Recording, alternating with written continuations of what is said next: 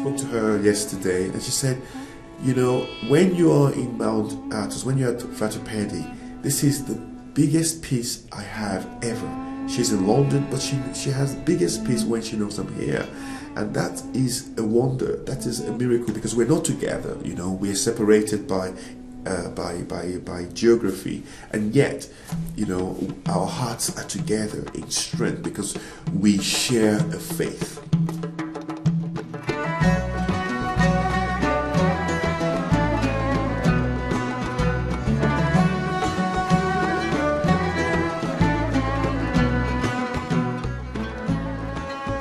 One of my blessings here, one of the products of my association here, I have been blessed with marriage to my bride, my wife, very newly wed, this is our 9th week of marriage, and this is part of the blessings I've had since I have been coming to Mount Athos. The fathers have counseled me, they have helped when there have been conflicts and confusion and doubts and real problems, and I can thank God and thank the Holy Mother of God that on the 12th of February, Christina and myself, we got married in London, and I was here just before that for the blessing for the wedding, and which went astoundingly wonderful. And the essence of orthodoxy in our relationship, in our marriage, is one thing I would like to share. I'm Nigerian and she's Russian, and obviously we seem to be from different points of the earth, you know, very varied cultures. What's the middle ground? How do we communicate? On what center do we base the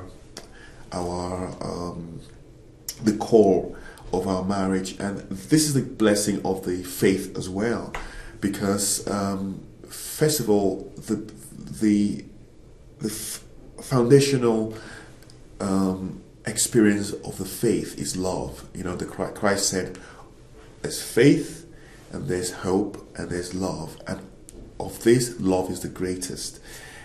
In Orthodoxy, the strength of love, even the love between a man and a woman in holy matrimony, is secured through the order that's been laid down, through the guidance of the fathers of old, you know, through the wisdom, through the directions, you know, how sacred, for example, the marriage is, how the fact that Christina and myself, we're not alone.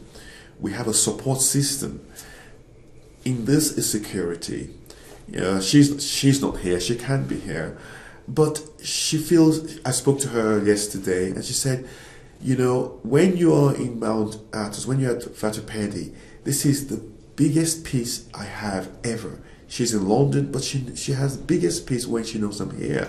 And that is a wonder, that is a miracle, because we're not together, you know, we're separated by geography, and yet, you know, our hearts are together in strength because we share a faith, because we share a tradition that has been before us, and she, as Russian, has a very, very strong essence of this because of the Russian Orthodox, and this is also one of the ways in which I humble myself, whereby I do not behave myself as if, you know, I set up new rules.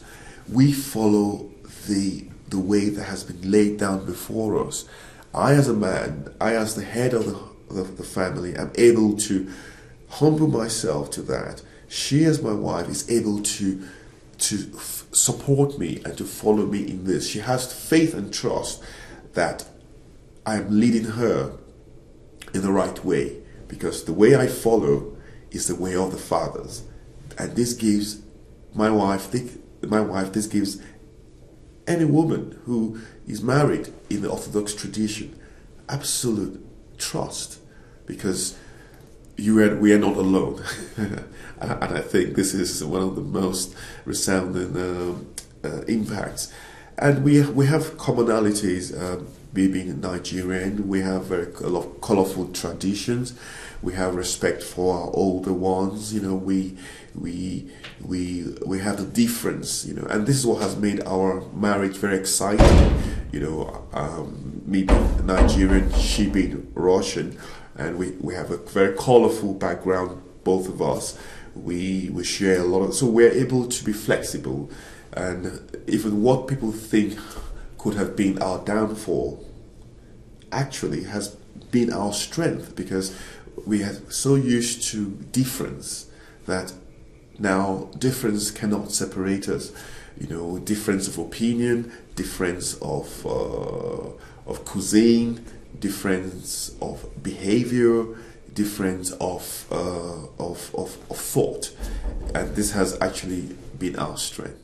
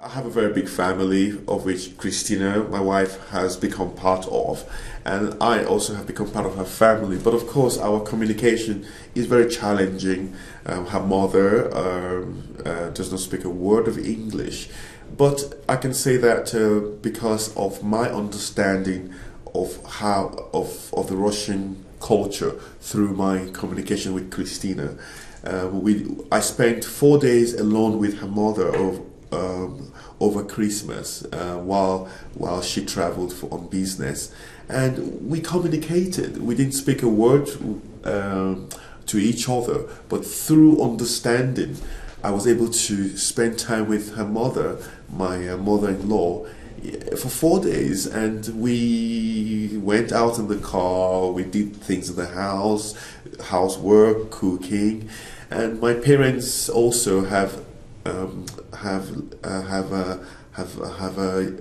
yielded themselves to them. They go out of their way to communicate with them, to learn the words of privet, hello, isuda, the grandparents. So because of the love we have, the Nigerian side of the wedding and the Russian side, they are making extra efforts to learn words of language to communicate, and this has really created a lot of joy and fun. That we all have to learn something new, but we all realize that we have something old in us that we all can identify with.